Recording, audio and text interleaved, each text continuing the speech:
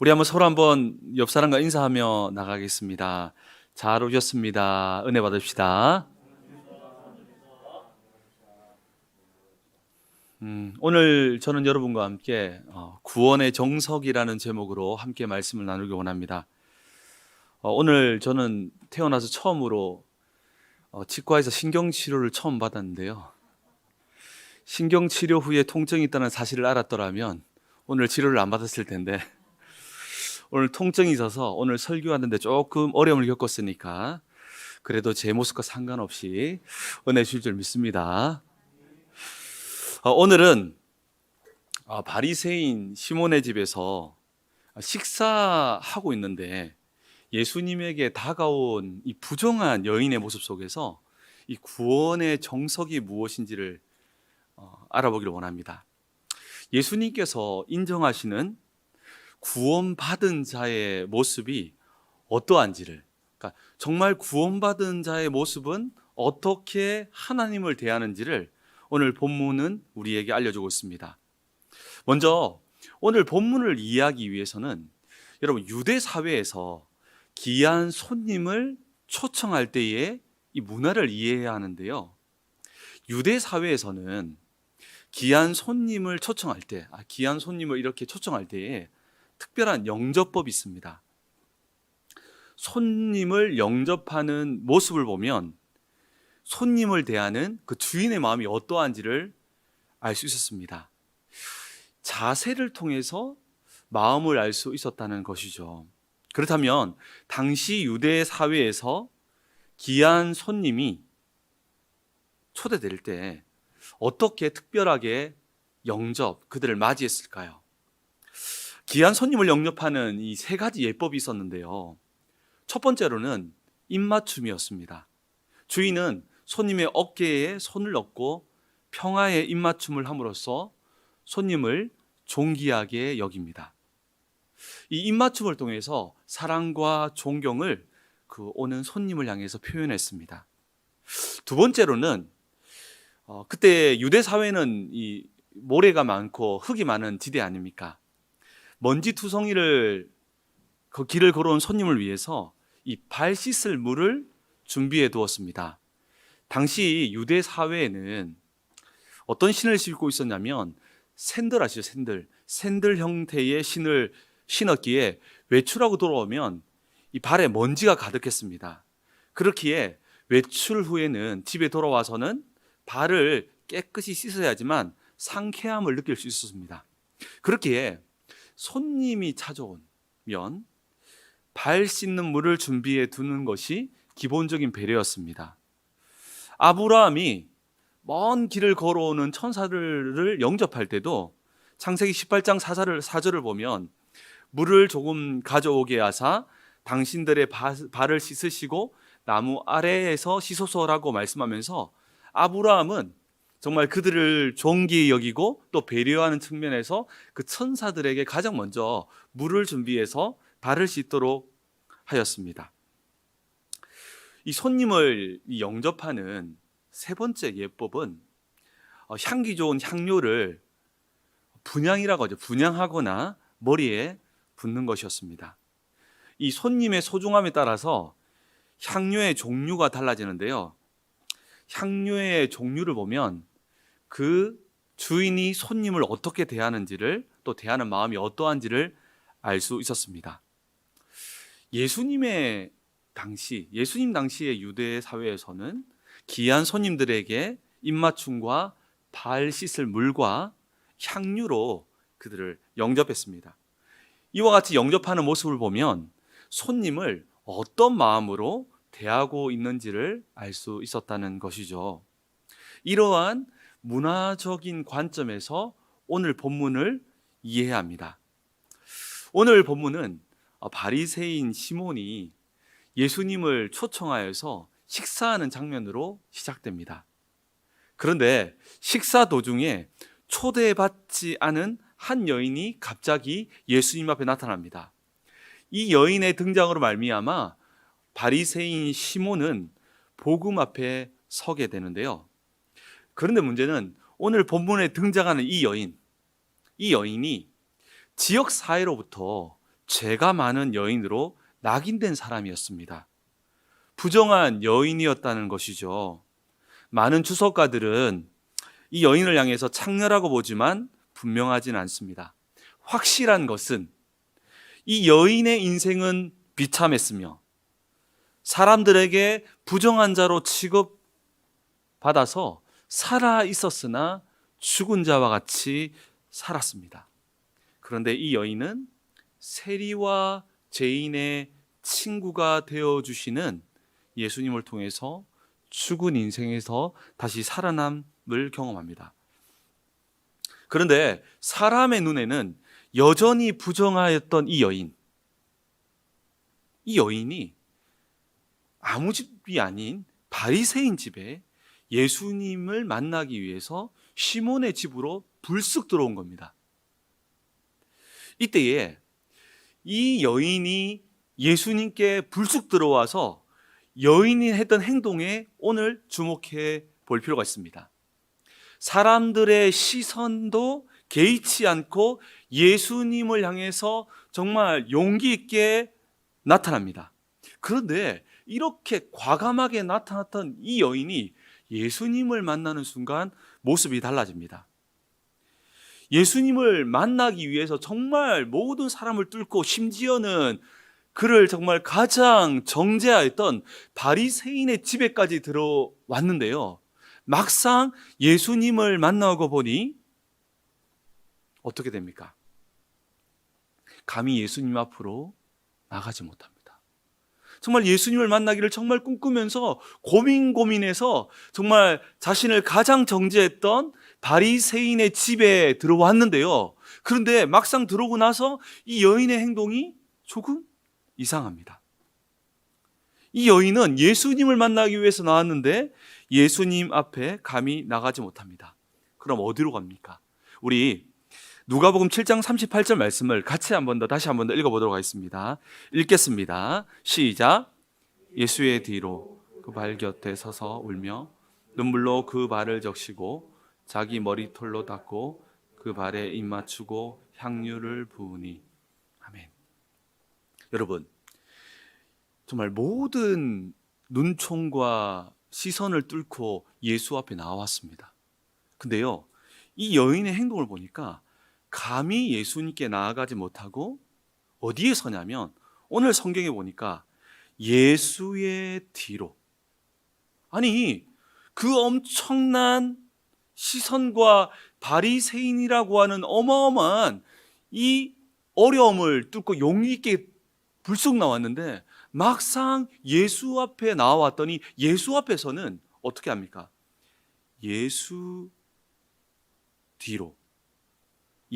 뒤로라고 표현하고 있습니다.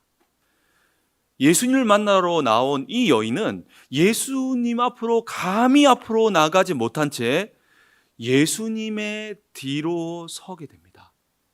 이 여인은 용기를 내어서 정말 자신이 가장 두려워했고 자신을 가장 정죄했던 바리새인의 집에까지도 과감하게 들어왔습니다. 그런데 예수님 앞에서는 예수 앞에 서지 못하고 예수 뒤로 물러섭니다.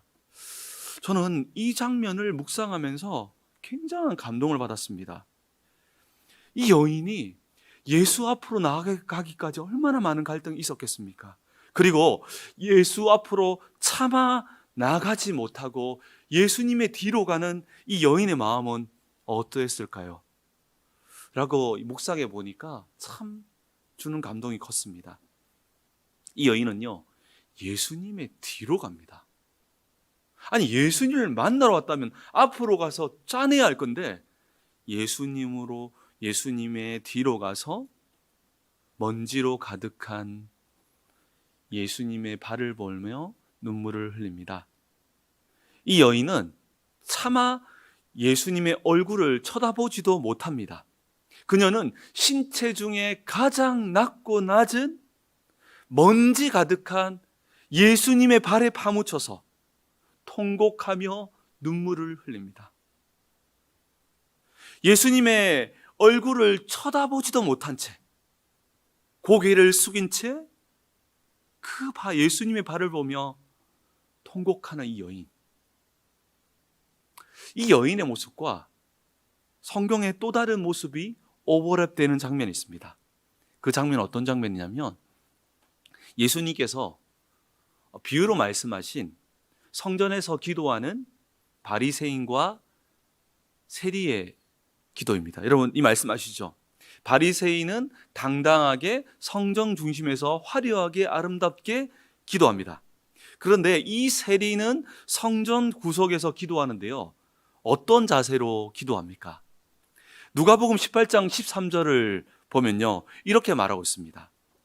세리는 멀리 서서 감히 눈을 들어 하늘을 쳐다보지도 못하고 다만 가슴을 치며 이르되 하나님이여 불쌍히 여겨서 나는 죄인이로소이다. 세리는 멀리 서서 감히 눈을 들어 하늘을 쳐다보지도 못하고, 이 장면이 예수님의 발 뒤로 갔다가 얼굴을 쳐다보지도 못한 채 예수의 발을 쳐다보며 파묻혀 울고 있는 이 여인의 모습과 오버랩된다는 겁니다. 왜 그렇습니까? 오늘 본문의 여인과 이 오버랩되는 장면은요, 이 세리는요 멀리 서서 감히 눈을 들어서 하늘을 쳐다보지 못합니다. 세리는 자신의 정말 자격 없음을, 자신의 죄인됨을 통해 하나님의 얼굴을 향해 감히 고개를 들지 못한 것이었습니다. 그러니 고개를 숙이며 고개에 파묻혀서 가슴을 치며 기도합니다. 그런데요 여러분, 예수님께서 말씀했던 바리새인과 세리의 기도의 결론에 주목하셔야 됩니다. 이 비유는 기도에 대한 이야기가 아닙니다. 예수님은 단지 겸손한 기도를 받으신다고 하는 말씀을 하지 않으십니다. 세리의 기도, 바리새인의 기도를 통해서 하시는 결론은 뭐냐면 기도의 문제를 다루는 것이 아닙니다. 어떤 문제를 다루는지 아십니까? 구원의 문제를 다루고 있습니다. 자세가 구원의 문제와 연결되고 있음을 말하고 있습니다. 당연히 구원받았다고 생각하는 기도하는 바리새인에게 구원이 임하지 않았다고 말하고, 자격이 없다고 생각하며 구원받지 못했다고 생각했던 죄인에게 도리어 구원이 임하였음을 선포하고 있는 비유입니다. 누가복음 18장 14절 말씀을 보면 이렇게 말씀하고 있습니다. 혹시 자막 있습니까? 없습니다. 예. 이렇게 말씀하고 있습니다. 내가 너희에게 이르노니 이에 저 바리새인이 아니고 이 사람이 의롭다 하심을 받고, 이 사람은 뭡니까? 세리를 말합니다. 이 사람이 의롭다 하심을 받고 그의 집으로 내려갔느니라. 무릇 자기를 높이는 자는 낮아지고 자기를 낮추는 자는 높아지리라 하시니라. 기도의 자세를 통해 하나님을 향한 믿음을 보셨다는 것입니다. 하나님을 향한 자세는 믿음을 반영하고 있다는 것이죠. 자세와 구원이 연결되어 있음을 놀랍게도 예수님께서 계속해서 말씀하고 계십니다. 그렇다면 오늘 본문에서 이 여인이 예수님의 발을 붙들고 통곡한 이유는 무엇일까요? 이 여인이요, 단지 자기가 정말 죄 용서함 받기 위해서 통곡한 것이 아니었습니다. 오늘 이 여인이요, 예수님의 발을 붙들고 통곡한 이유는 이미 죄 용서함을 얻었음에 예수님께 감격해서 통곡한 것입니다. 발을 붙들고 통곡한 것은 정말 자격 없는 자신의 모습을 고백하며 정말 예수님께서 너무나 높으신 하나님의 아들임을 고백하고 있는 것입니다. 제 용서함에 감격해서 통곡한 것은 이후에 데나리온 비유와 이후에 예수의 말씀에서 확연하게 드러납니다. 이 여인은요, 예수님께 나와 예수님을요 그냥 영접하는 것이 아니라 가장 존귀한 분으로 영접합니다. 이 여인은 예수님을 최상으로 높이며 자신은 자격 없음을 고백하며 낮춥니다. 이것이 구원받은 자에게 나타나는 자세라는 것입니다. 하나님의 은혜를 경험한 자는 자신은 전혀 자격이 없음을 고백하며 그리스도를 높이게 된다는 것이죠. 자신에게 자격이 없음을 고백하며 그리스도를 최상으로 높이게 되는 것입니다. 이것이 구원받은 자가 하나님을 대하는 자세임을 오늘 본문은 우리에게 말씀하고 있습니다.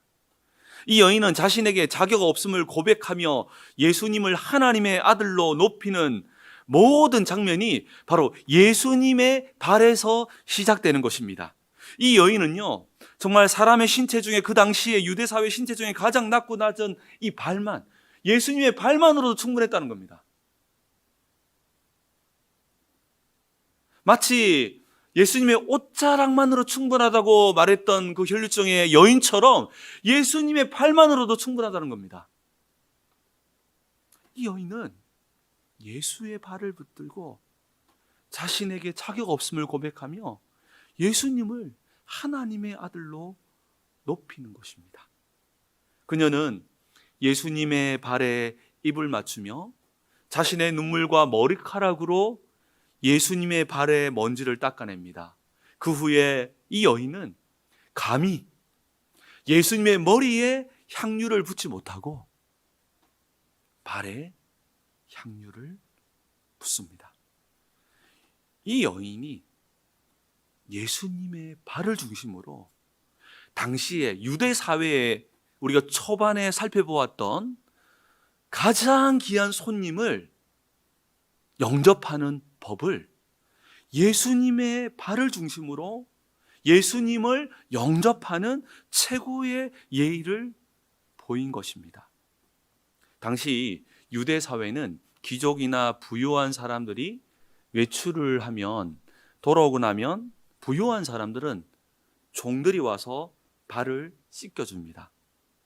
예수님께서 제자들의 발을 씻겨주신 세족식은요, 제자들에게 충격적이었던 경험이었던 것은 발을 씻어주는 것은 종이 하는 행동이었기 때문입니다. 예수님의 세족식은 하나님의 아들이신 예수님께서 제자들을 종의 위치에서 섬긴 것입니다. 그렇기에 이 여인이 예수님의 발에 집중한 것은 자신에게 자격 없음을 고백할 뿐 아니라 그리스도를 자기 인생의 주인으로 영접한 것입니다. 자신은 그리스도의 종으로 살아갈 것을 선언한 한 장면이 예수의 발을 붙들고 통곡하며 예를 베푸는 것입니다. 부정한 여인의 영접을 예수님께서 거부하지 않으시고 기쁘시게 받으시죠. 이것을 바리새인이었던 시몬에게서는 도저히 이해할 수 없었습니다. 정말 예수님께서 하나님이 보내신 선지자가 맞다면 이럴 수 없다라고 생각합니다. 문제는 시몬은 처음부터 예수님을 향한 믿음이 없었습니다. 단지 선지자 정도 되지 않을까 확인하고픈 호기심 정도로 예수를 초대하고 예수를 영접한 것입니다. 그러니 예수님을 귀한 사람으로 영접하지 않았습니다. 그렇기에 예수님을 초대해놓고 손님을 영접하는 예법을 전혀 행하지 않습니다. 이 자세를 통해서 시몬의 마음을 알 수 있는 것이죠. 이런 시몬의 마음을 읽으시고 예수님께서는 50데나리온과 500데나리온 탕감받은 비유를 말씀하십니다. 많이 탕감받은 사람이 탕감해준 사람을 더 사랑하게 된다고 말씀하시며 예수님께서는 두 사람을 비교하시는데 바로 시몬과 부정한 여인을 비교하십니다.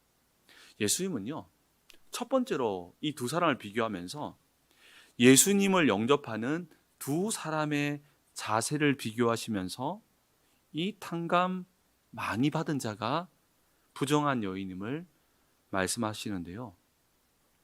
부정한 여인은요, 탕감받은 그 은혜가 너무 커서 이와 같이 예수님께 사랑을 표현했다는 것이죠. 그것이 44절에서 46절에 나와 있는데요. 제가 읽어드리겠습니다. 44절 46절까지입니다. 그 여자를 돌아보시며 시몬에게 이르시되 이 여자를 보느냐? 내가 내 집에 들어올 때에 너는 내게 발 씻을 물도 주지 아니하였으되 이 여자는 눈물로 내 발을 적시고 그 머리털로 닦았으며 너는 내게 입 맞추지 아니하였으되 그는 내가 들어올 때에 내 발에 입 맞추기를 그치지 아니하였으며 너는 내 머리에 감람류도 붓지 아니하였으되 그는 향유를 내 발에 부었느니라. 아멘.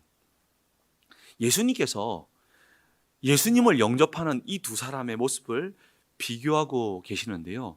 그 이유가 무엇일까요? 이게 중요합니다. 예수님을 영접하는 모습을 보면 예수님을 어떻게 믿고 있는지를 알 수 있기 때문입니다. 예수님을 영접하는 모습을 보면 예수님을 어떻게 믿고 있는지를 알 수 있기 때문이라는 것이죠. 그렇다면 시몬과 부정한 여인은 예수님을 정말 어떻게 영접합니까? 먼저 시몬의 영접의 모습은 어떻습니까? 시몬은요, 예수님을 영접합니다. 그런데 입맞춤도 발 씻을 물도 향유도 준비하지 않습니다. 예수님을 그냥 손님으로 영접합니다. 시몬은 예수님을 향한 호기심으로 예수를 영접할 뿐입니다. 그러니 예수님을 높이지도 귀하게 여기지도 않습니다.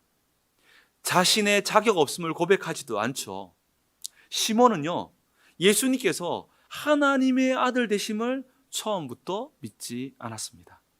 또한 자신이 여전히 탕감받아야 할 죄인임을 깨달지도 못합니다.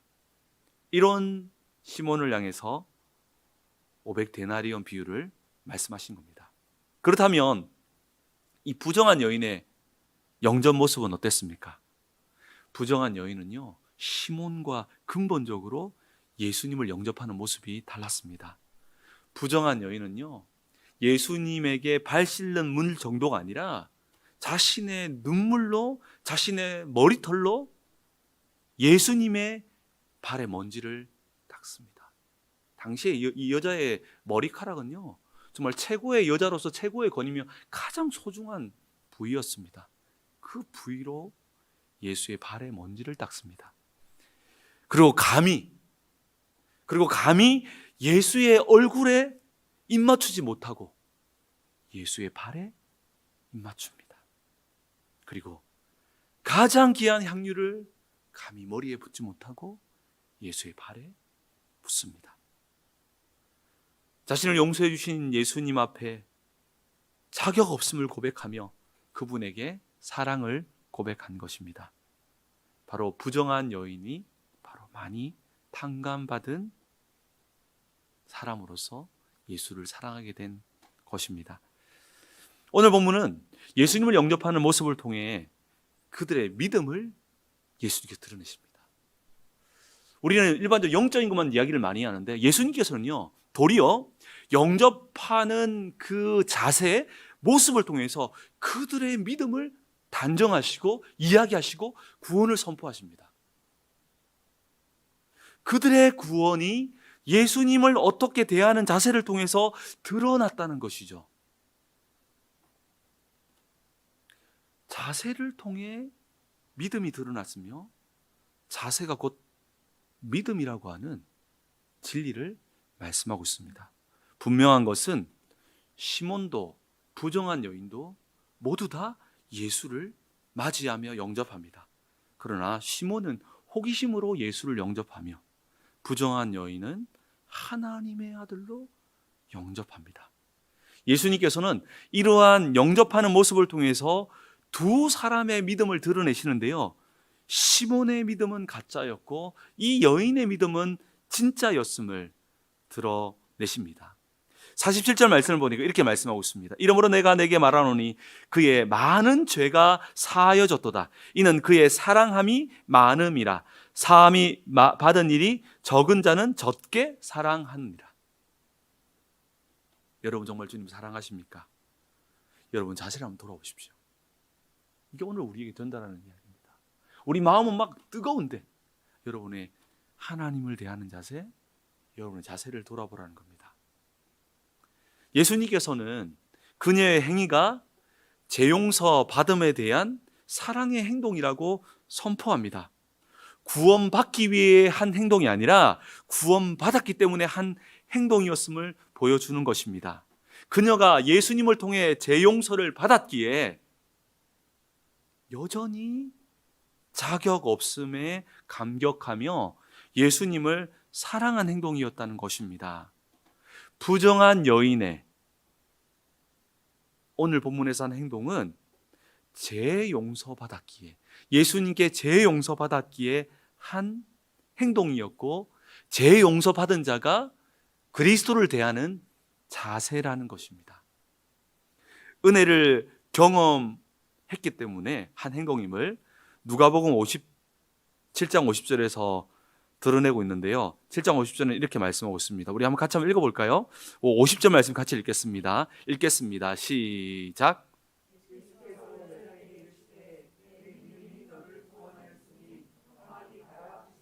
그냥 이것만 보면 마치 여인이 이런 행동을 했기 때문에 너 구원받았으라고 선포하는 것 같지만 그렇지 않습니다. 데나리온 비용도 탕감받은 자의 사랑을 이야기했고요. 그래서 이 여인은 탕감받은 자임을 이미 말씀하시면서도 50절에서도 내 믿음이 너를 구원하였다라고 하는 동사의 시제는 부정한 여인이 언제 구원을 받았는지를 암시하고 있는데요. 본문에 사용된 구원하다라고 하는 이 동사의 시제는 현재 완료입니다. 과거의 어느 시점에 이미 그녀의 믿음의 구원이 시작되어서 오늘까지 지속되고 있음을 말해주고 있습니다. 오늘 여인은 그렇기에 재용서의 은혜에 감사해서 이와 같은 행동을 하였으며 예수님께서는 이 재용서의 은혜를 확증해주고 있는 것입니다. 오늘 본문에서 구원받은 자에게 어떤 자세가 나타나야 하는지를 보여줍니다. 이런 자세를 해라가 아니라 구원받았다면 이런 자세가 나타나게 된다는 것입니다. 하나님을 대하는 자세는 결국 믿음임을 알려주고 있습니다. 예수님을 영접하는 그 모습이 바로 믿음이라는 것이죠. 하나님을 대하는 자세를 통해 믿음을 확인한다는 것이죠. 그렇다면 우리가 구원받은 자 아닙니까? 구원받은 자이기에 구원받은 자라면 정말 어떤 자세로 하나님을 대해야 합니까? 첫 번째로는 구원받은 자는요, 여전히 자격 없음을 고백하며 하나님을 대합니다. 우리가 구원을 얻을 때만 자격 없다고 고백하는 것이 아니라 구원받은 자는요, 여전히 자격 없음을 고백하며 그 자세로 하나님을 대하게 된다는 것이죠. 여러분, 구원은요, 전적인 은혜로 자격 없는 자에게 주시는 하나님의 선물입니다. 그렇기에 구원받은 후에도 여전히 하나님께 자격 없음을 고백할 수밖에 없다는 것입니다. 구원 얻은 후에도요, 하나님 앞에 서면요, 자격 없는 우리의 모습이 보여지게 된다는 것입니다. 그렇기에 자격 없음을 고백하며 하나님 앞에 서게 됩니다. 이게 구원받은 자의 모습이라는 겁니다. 또 예수님의 표현을 보면 이게 구원받은 증거라는 겁니다.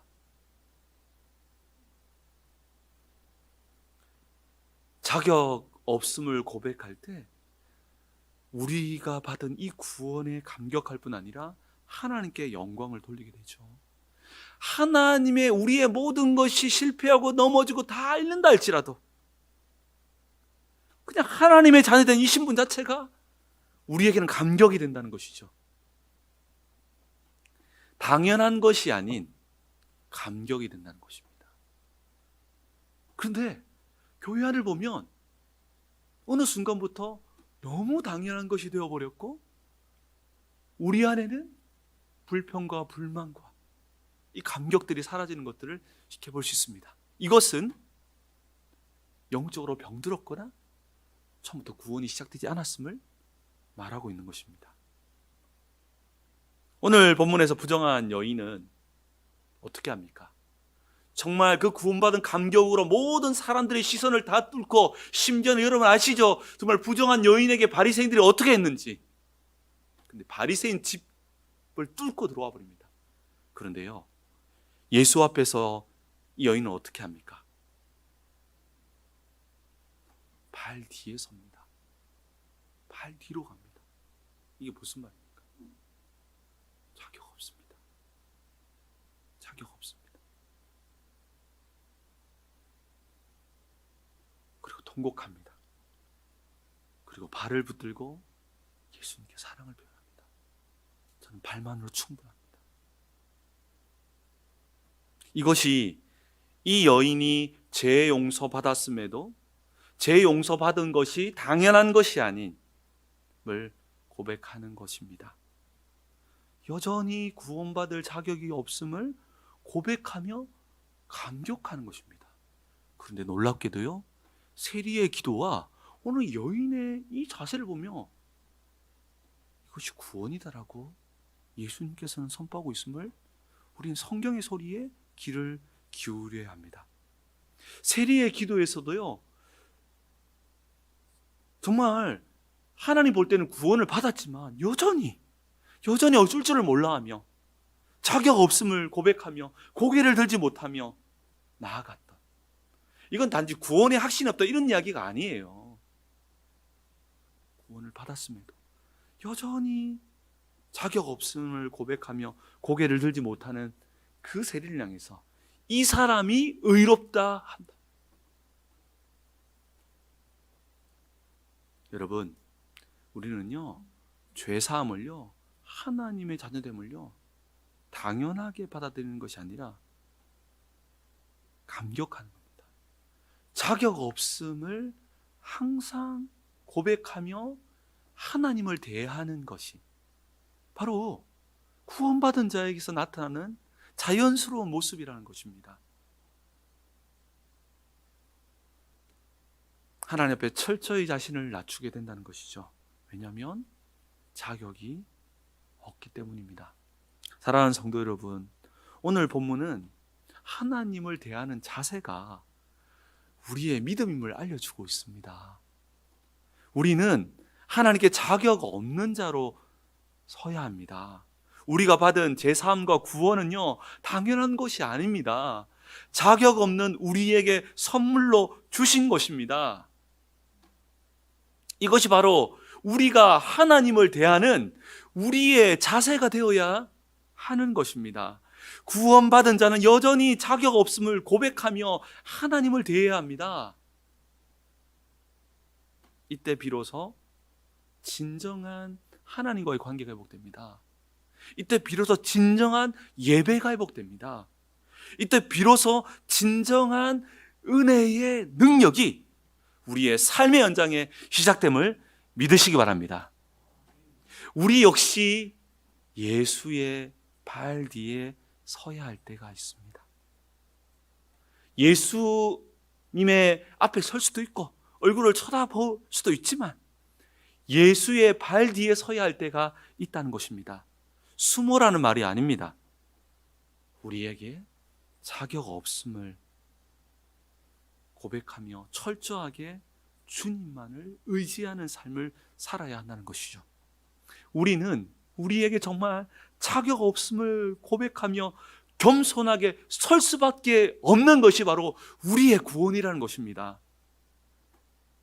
이것이 구원 얻는 믿음을 가진 자의 자세라는 것입니다. 정말 복음을 듣고 깨달은 사람이라면 자신에게 자격 없음을 평생 고백하며 하나님 앞에 서게 된다는 사실, 이 사실을 성경은 말하고 있습니다. 우리가 여기에서 주목해야 할 것은 오늘 본문에서 하나님을 대하는 자세는 단지 신앙생활의 문제가 아니라 구원의 문제와 연결하고 있다는 사실입니다. 이게 놀라운 사실입니다. 세리와 기도와 바리새인의 기도는 그냥 대충 보면 세리의 기도를 받으셨구나라고 그냥 넘어갈 수 있지만 아닙니다. 구원을 이야기하고 있습니다. 오늘 본문도 마찬가지입니다. 우리가 구원받은 자라면 어떤 자세로 하나님을 대하게 됩니까? 구원받은 자는요, 제 용서의 은혜를 항상 감격하는 자세로 하나님을 대합니다. 구원받은 자는요, 제 용서 받았음을 당연하게 여기지 않습니다. 생명 있는 자는요, 매 순간마다 평생 제 용서 받았음을 감격하게 되는데요. 왜냐하면 이유가 있습니다. 우리가 말씀에 순종하려고 하면 할수록 우리의 죄성이 크게 보이기 때문입니다. 로마서 5장 20절에 제가 더한 곳에 은혜가 크다고 말씀한 거 들어보셨죠?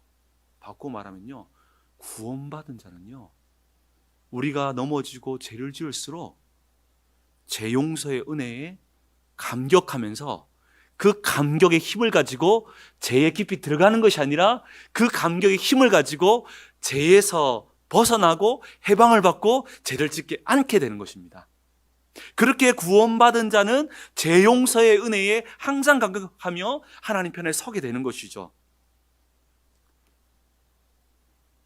우리가 매 순간마다 죄를 짓게 될 때 우리는 죄 용서의 은혜의 감격을 가지고 하나님 앞에 서게 될 때 그 은혜의 힘을 가지고 죄를 짓지 않고 죄에서 벗어나며 죄의 노예가 되지 않는 것입니다.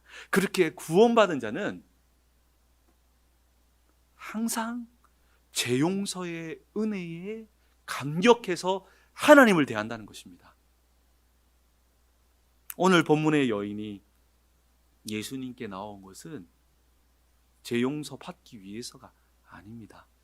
죄 용서의 은혜에 감격해서 예수님을 대하고 있습니다. 우리는 죄 용서의 은혜가 너무 커서 견딜 수 없는 순간들을 경험해야 합니다. 우리가 넘어질 때마다, 우리 안에 죄성이 가득함을 볼 때마다 매 순간 보지 않습니까? 구원받은 자는 그러한 순간들을 통해서 죄 용서의 은혜를 붙들게 되고 그 은혜의 감격으로 하나님을 대하게 된다는 겁니다. 구원받은 자는 죄 용서의 은혜를 가지고 하나님을 대함을 기억해야 합니다. 이 죄 용서의 은혜는요, 우리를 더욱더 하나님께 헌신하는 사명자의 삶을 살게 합니다. 이 죄 용서의 은혜는요, 정말 하나님을 진정으로 사랑하게 만들고요, 이웃을 사랑하게 만든다는 것이죠. 그렇게 우리는 죄 용서의 은혜의 감격을 가지고 하나님을 대해야 한다는 것입니다. 그리고 이것이 바로 구원받은 자의 모습이며 이것이 믿음이라는 것입니다. 마지막으로 구원받은 자라면 어떤 자세로 하나님을 대하게 됩니까? 오늘 이 세 번째 말은 표현을 잘 들으셔야 됩니다. 구원받은 자라면 어떤 자세로 하나님을 대하게 되냐면, 구원받은 자는 감히 하나님을 쳐다보지 못합니다.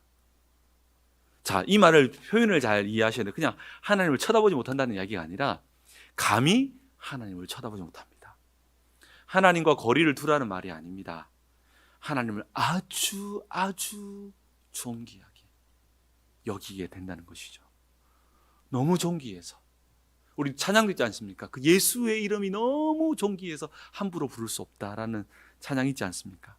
하나님이 너무너무 존귀해서 함부로 대할 수 없다는 것입니다.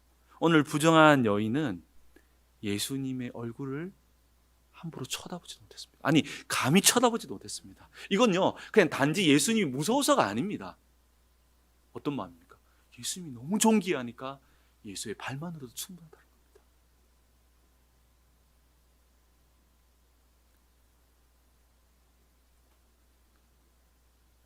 이러한 여인의 마음을 우리도 가져야 합니다. 하나님과의 친밀함을 가질 뿐 아니라 동시에 그분의 존귀함 때문에 감히 쳐다보지 못하는 이 여인의 모습과 같은 자세가 우리의 인생에서 필요하다는 것이죠. 이것을 구약적인 표현으로 어떻게 표현할 수 있습니까? 경외하다. 경외하다.